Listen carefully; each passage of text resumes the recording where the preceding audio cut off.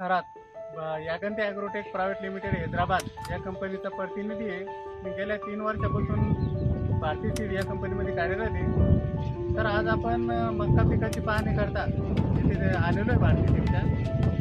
तर आपल्यासोबत परदेशी शेतकरी भारत भाऊ कुंबळे, राहणार कासगाव, तालुका भोकरदन, जिल्हा जालना या ठिकाणी आपण मका पिकाची पाहणी करता आलेलो आहे.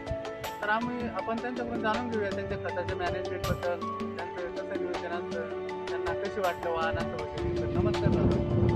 दादा तुम्ही किंवा कुठलं वाहन लागवड केली? भारती 45.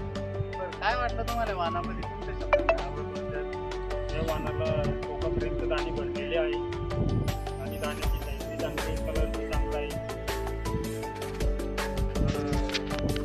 आणि रोग प्रतिकारशक्तीला चांगले हिरवेगार झाडे.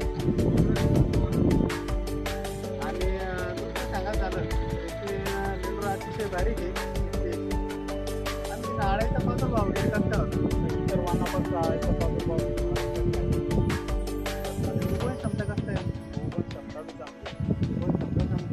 तर शेतकरी बंधूंनो, आपण बघू शकता की जे झाड आहे एकदम असं हिरवगार झाड आहे आणि ते कणूस जे आहे ते अगोदर वाढलेलं आहे.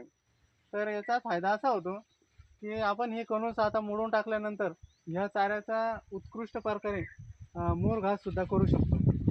तर शेतकरी बंधूने जास्तीत जास्त येणाऱ्या खरीप हंगामामध्ये भारती 45 या वाहनाची लागवड करून त्यांचं भरघोस उत्पन्न वाढवावे.